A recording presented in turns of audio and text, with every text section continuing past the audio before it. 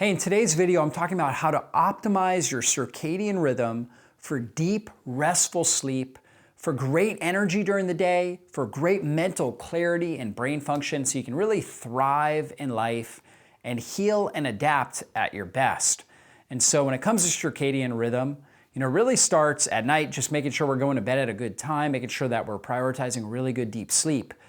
But as we do the strategies I'm talking about with the proper light exposure, that sets us up for a great sleep the following night. And so in the morning when we wake up, okay, and ideally, I would say unless you have a job or certain demands that keep you up really late at night, ideal wake up time is going to be around sunrise, right? And so somewhere between, let's say, 6 and 8 a.m., depending upon the time of year. Waking up with the sun is ideal. Now, not all of us can do that at times. I don't always do that. But ideally, as the sun's getting up, as the light is starting to get in to your room, that should naturally trigger you to wake up and the cortisol should rise. So you wake up with the sun and then you go outside. So one of the first things you should do in the first, let's say, 15 minutes of waking is go outside and get early morning sun exposure and get some movement in. Right? Even if it's just 3 or 4 minutes, right? Even just a few minutes, get a little bit of movement in. It could be stretching, could be going and taking a walk. That movement along with the early light exposure tells your brain, okay, it's daytime. Let's get going and let's set our circadian clock. And we have this circadian clock, a master clock in our brain, but then also in all the cells of our body, we have a peripheral clock. And it says, okay, so roughly 16 hours from now, I'm going to go to sleep, right? And it starts to set that clock, and that clock starts going, which is going to help you feel tired and help your body produce the right amount of melatonin, sleep hormone, so you can get great rest. It's going to help you secrete more growth hormone, which is your quintessential anti-aging hormone that helps repair your tissues and supports your immune system. It's going to help you secrete more of that at night when you go to bed. So getting out, getting movement and light exposure, really important early in the day. Okay, that's also a time where you may be interested in doing high intensity exercise. You don't have to, but you may be interested in doing that. If you're gonna get a good high intensity workout, early in the morning is good, right? Like kind of in that first, let's say a few hours of the day. Okay, you could also do it around midday. And I always recommend getting outside at least 3 times a day. In the morning, like we talked about, somewhere around midday. So that's when you get the UVA ray and the UVB rays. And that's UVB is what stimulates the vitamin D. And so these UV rays, obviously they can cause a sunburn if you're in them too long, but they're also very antimicrobial. They support your immune system. A lot of great benefits just getting the right dose of UV light. And also again, it tells your brain, okay, it's daytime, it's energetic. The UV light brings energy up, right? It actually increases mitochondrial energy production. And so getting, let's say 5-10 minutes even of sun exposure around the middle of the day, somewhere between, let's say, 10 a.m. and 2 p.m. when the sun is at its most intense. Depending on your skin type and your schedule, it's going to let you know what you're able to do. So if you burn easily, just get 5 minutes right in the sun, okay? Ideally without sunglasses as well. I'm somebody who uses sunglasses. I get a headache if I'm in the sun too long without them, but just getting a few minutes without sunglasses also really good for your eyes, your circadian rhythm, your energy production. And again, we don't want to burn. We don't want to get a headache from too much glare, too much sun glare coming into our eyes, but we want to get just the right dose. So you got to experiment with that to get the right dose for you.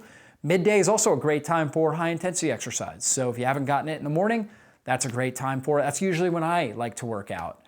Okay, and then in the evening, you also want to get sun exposure and some movement, but ideally not intense movement. Okay, I know there's a lot of people that based on their schedule, they've got to work out at 7 or 8 o'clock at night. I don't recommend that ideally. I would recommend working out in the morning.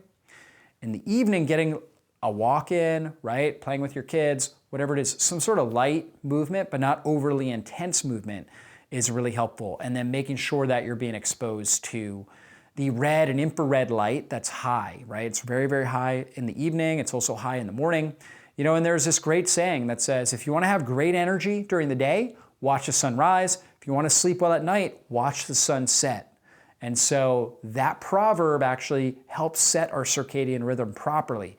After we watch the sun set, or if we're out in the evening when the sun is setting, We go in, we make sure that our lights, our artificial lights, are off in our home, and that we might have like an orange colored light, okay, an amber colored light, kind of mimicking a fire. That doesn't block our melatonin release, but any sort of bright light, artificial light, that is going to block your melatonin release. It's not going to set you up for good sleep. So you want to dim the lights in your house, put on orange colored light bulbs, have orange colored or what we call blue light blocking glasses that you wear, especially if you're going to look at any sort of electronics. And I wear these every single night. My wife and I put these on roughly around 8:30 at night when the sun's setting. Okay, and then from there, that's allowing our brain to produce melatonin, the great sleep hormone, to set us up for good sleep. There may be times, and I don't recommend doing it every night, there may be a few times a week or so where you want to watch a movie or you want to watch a show. Make sure you got your blue light blocking glasses on. That's key for that. Most nights, what I would recommend is getting a cup of herbal tea, sitting down, reading a book, or having a light conversation, just a light, enjoyable conversation, nothing too intense with your spouse or significant other. And then you may also read. That's actually really good strategies for helping you to fall asleep well and rest really well. And so making sure that you're setting it up is super key. Now, when you go to bed, make sure you've got your room as dark as possible. Make sure you're also wearing an eye mask that blocks out any ambient light. Believe me, when you get your circadian rhythm set up right, even if your room is dark and you got the eye mask on, when the sun comes up, just even little bits of light that come in there will signal you to wake up, right? And that's actually a sign of a really good, healthy circadian rhythm. And so make sure you got your eye mask on, make sure your room is cool. They say the best temperature to sleep is somewhere between 65 and 68 degrees. So if you're able to set your air conditioning, maybe turn on an overhead fan, usually you get better sleep with that. So that can be really, really helpful. Obviously, make sure you don't eat food too late at night. That's important. Make sure that you don't exercise too late or doing anything too intense late at night. I recommend having 0 goals after, let's say, 9 p.m. Like you're not trying to fold the laundry, you're not trying to do extra work, but instead you're relaxing and getting your body ready for sleep.